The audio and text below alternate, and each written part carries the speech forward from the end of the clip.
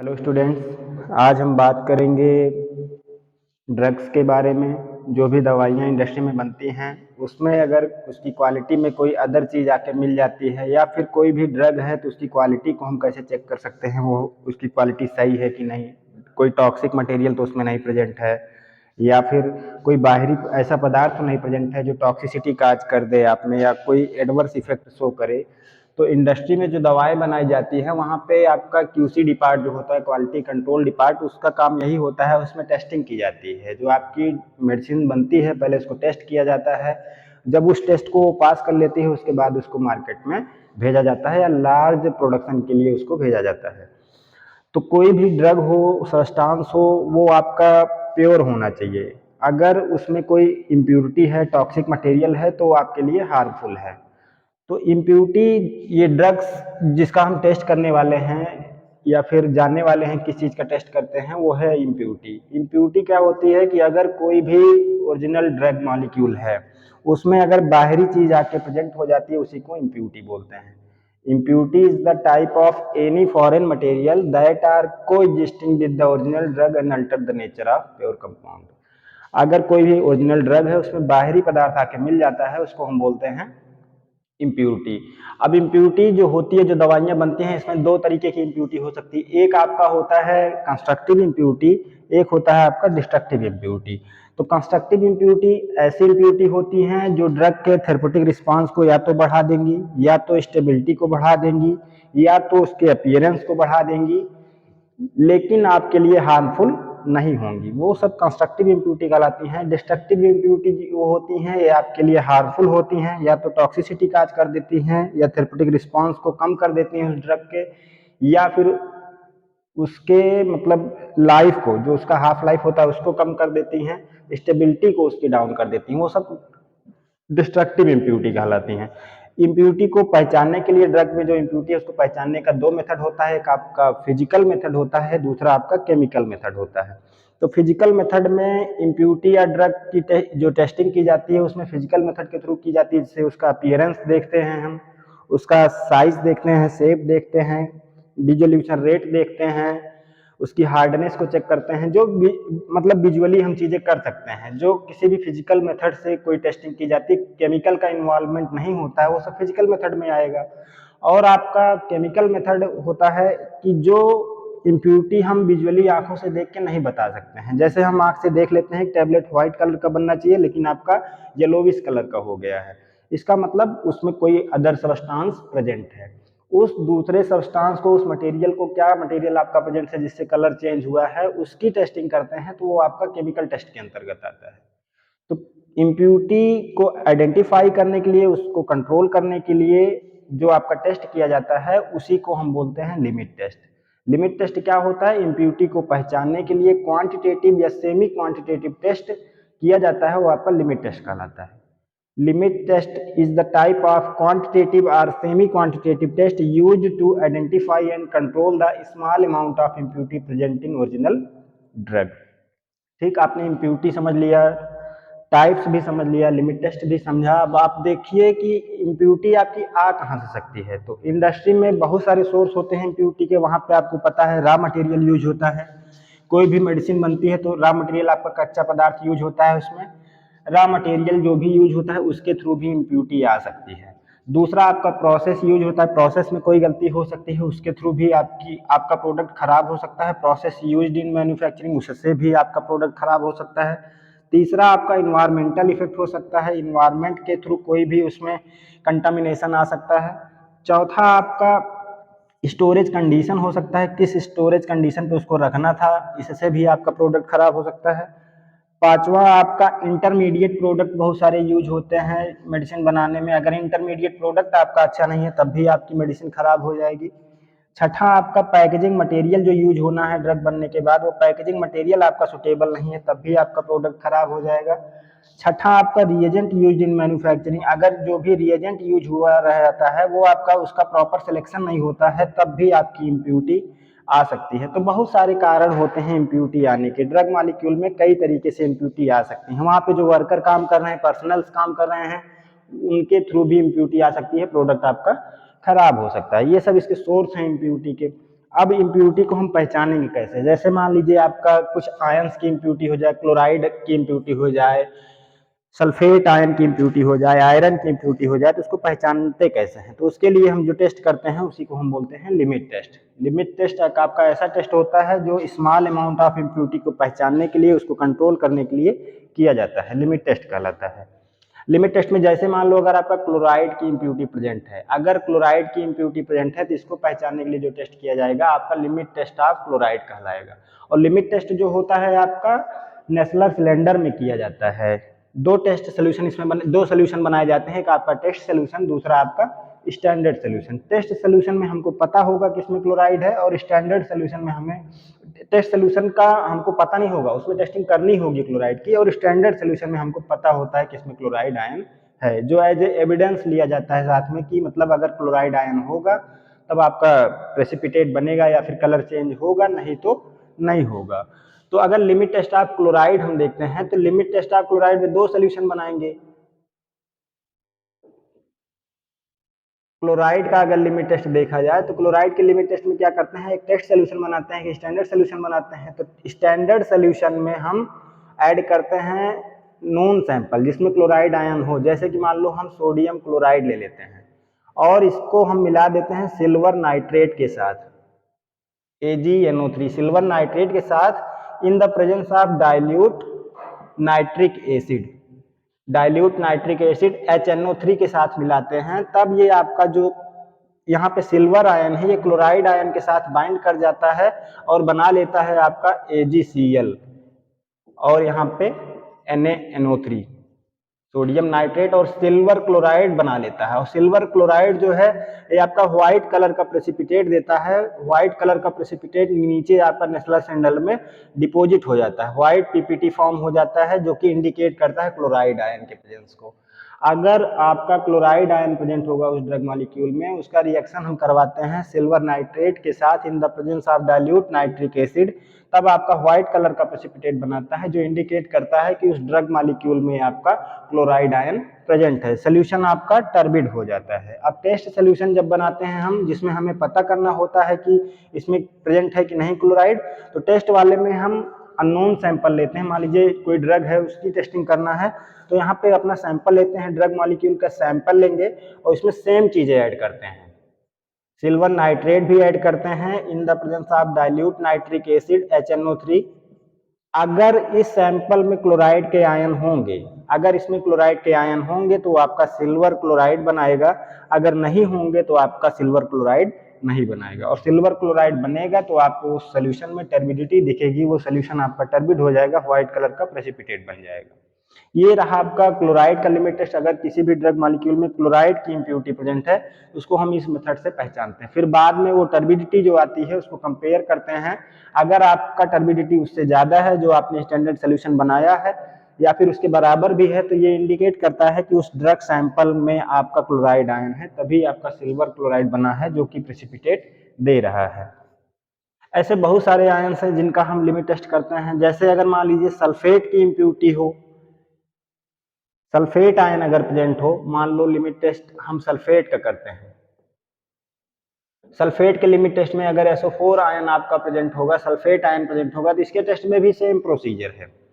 दो सोल्यूशन बनाएंगे, एक स्टैंडर्ड सोल्यूशन, एक आपका टेस्ट सोल्यूशन। तो स्टैंडर्ड सोल्यूशन में ऐसा मॉलिक्यूल लेंगे जिसमें सल्फेट आयन हो, जैसे कि हम यहाँ पे सोडियम सल्फेट ले लेते हैं, Na2SO4 लेते हैं, सोडियम सल्फेट, और इसका रिएक्शन हम इसमें करवाते हैं बेरियम क्लोराइड के साथ, BaCl2 बेरियम क्लोराइड के साथ रिएक्शन करवाते हैं। तो आपका ये बेरियम जो है ये सल्फेट से जाके बाइंड करता है और प्रेसिपिटेट फॉर्म कर लेता है।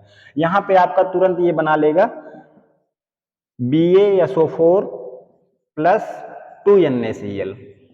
ठीक, तो BaSO4 जो आपका बेरियम सल्फेट बना है, इसको बोलते हैं बेरियम सल्फेट। ये भी आपका व्हाइट कलर का प्रेसिपिटेट देता है, वो प्रेसिपिटेट नीचे डिपॉजिट हो जाता है, जो PPT बनता है नीचे डिपॉजिट हो जाता है। अगर आपके सैंपल में सल्फेट आयन प्रेजेंस होगा, उसका रिएक्शन हम बेरियम क्लोराइड के साथ करवाते हैं in the presence of dilute HCl, hydrochloric acid की उपस्थिति में अगर हम बेरियम क्लोराइड का रिएक्शन करवाते हैं तो सल्फेट आयन से बेरियम बाइंड करता है और बेरियम सल्फेट बनाता है, जो कि व्हाइट कलर का प्रेसिपिटेट देता है। सोल्यूशन आपका टर्बिड हो जाएगा, धुंधला हो जाएगा। टेस्ट सोल्यूशन में सेम चीजें अप्लाई करते हैं, बस यहाँ पे टेस्ट वाले में क्या करेंगे, हम वो मॉलिक्यूल लेंगे, वो ड्रग लेंगे जिसकी हमें टेस्टिंग करना है। तो यहाँ पे सैंपल लेते हैं। अब इसमें हमें पता नहीं होता है कि सल्फेट है कि नहीं। अगर सल्फेट आयन होगा इसमें तो ये भी आपका बेरियम क्लोराइड में बेरियम से बाइंड करेगा और प्रेसिपिटेट शो करेगा। अगर नहीं होगा तो आपका नहीं करेगा।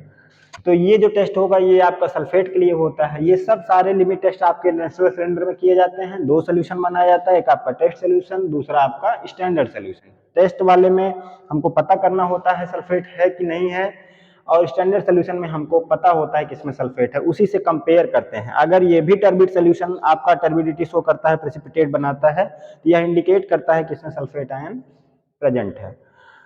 अगर मान लो आप जैसे लिमिट टेस्ट करते हैं, कोई भी ड्रग मॉलिक्यूल है उसमें आयरन की इम्प्यूरिटी तो नहीं है। अगर मान लो आयरन का आप टेस्ट देखें, आयरन, अगर आयरन के मॉलिक्यूल उसमें प्रेजेंट होंगे या फिर आयरन के मॉलिक्यूल उसमें प्रेजेंट होंगे, इसको टेस्ट करने के लिए जब स्टैंडर्ड सोल्यूशन लेते हैं तो उसमें एक ऐसा सैंपल लेते हैं जिसमें आपके आयरन के आयन हों, और उसका हम रिएक्शन करवाते हैं थायोग्लाइकोलिक एसिड के साथ, थायोग्लाइकोलिक एसिड के साथ।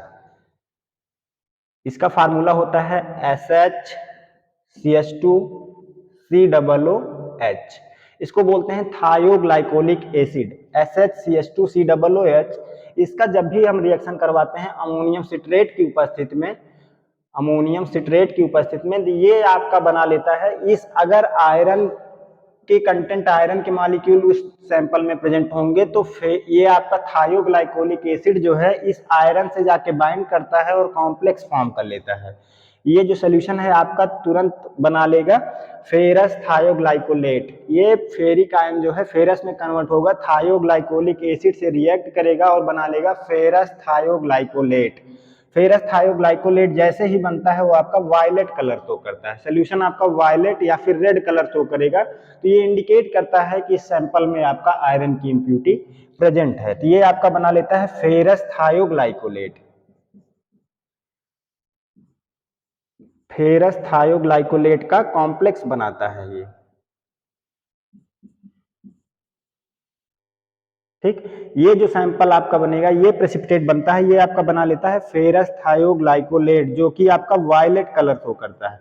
अगर सोल्यूशन आपका वायलेट कलर का हो जा रहा है तो ये इंडिकेट करेगा कि इसमें आयरन की इम्प्यूरिटी है। अगर वायलेट कलर का नहीं होता है इसका मतलब यहाँ पे आयरन नहीं प्रेजेंट है। अगर आयरन प्रेजेंट होगा तो थायोग्लाइकोलिक एसिड के साथ जब भी हम रिएक्शन करवाएंगे अमोनियम सिट्रेट की उपस्थिति में, आपका बना लेगा फेरस थायोग्लाइकोलेट का कॉम्प्लेक्स जो कि वायलेट कलर शो करता है। अब टेस्ट सोल्यूशन जब भी इसमें बनाते हैं तो टेस्ट सोल्यूशन जो बनेगा उसमें हमको पता नहीं होगा कि आयरन है कि नहीं।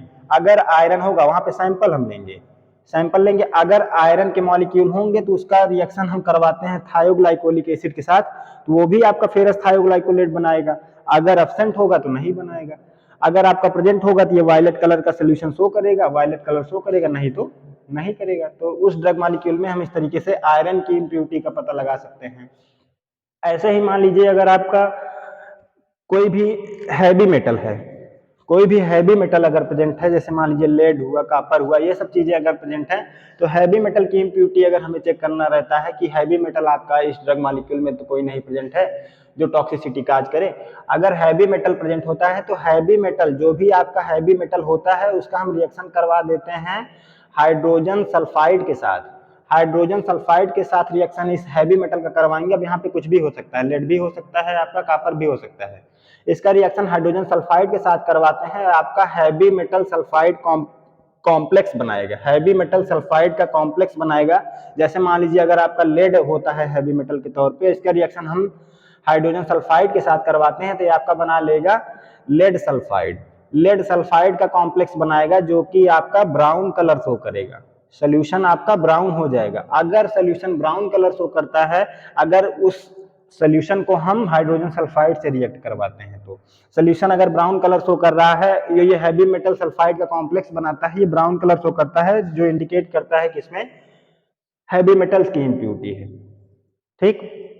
अगर मान लो लेड आपका प्रेजेंट है, लेड आयन उस ड्रग मॉलिक्यूल में प्रेजेंट है, तो उसको टेस्ट करने के लिए हम उसका रिएक्शन करवा देते हैं। जैसे मान लो अगर लेड यहाँ पे है तो लेड आयन पीबी अगर आपका प्रेजेंट रहता है, उसको टेस्ट करने के लिए हम इसका रिएक्शन करवाते हैं डाइथीजोन के साथ। अगर लेड की इम्प्यूरिटी प्रेजेंट होती है तो हम उसका रिएक्शन करवा देते हैं डाइथीजोन के साथ, जो कि आपका बना लेता है लेड डाइथीजोनेट। लेड डाइथीजोनेट का कॉम्प्लेक्स बनाता है, ये भी आपका रेडिश ब्राउन कलर शो करता है। ठीक, तो डाइथीजोन का स्ट्रक्चर आपका होता है S double bond C N single bond NH और ऊपर आपकी बेंजीन लगी होती है C6H6 और नीचे भी आपका यहाँ पे होता है N डबल बॉन्ड N और आपकी बेंजीन रिंग लगी होती है C6H6। ये आपका होता है डाइथीजोन। डाइथीजोन अगर लेड की इम्प्यूरिटी प्रेजेंट होगी उसका रिएक्शन हम डाइथीजोन के साथ करवाते हैं, तब आपका ये बना लेता है लेड डाइथीजोनेट कॉम्प्लेक्स। लेड डाइथीजोनेट बना लेता है, ये डाइथीजोन जो है कन्वर्ट हो जाता है लेड डाइथीजोनेट में, जो कि ब्राउन कलर शो करता है। ये लेड आपका आके इस आयन से बाइंड हो जाएगा। अगर इसके हम दो मॉलिक्यूल्स यहाँ पे लेते हैं तो ये आपका लेड जो है यहाँ पे जाके इससे बाइंड कर जाता है, ये आपका यहाँ पे बना लेगा, यहाँ पे ये पीबी हो जाएगा आके और दूसरा वाला जो मॉलिक्यूल होगा इधर से आके अटैच हो जाएगा ऐसे।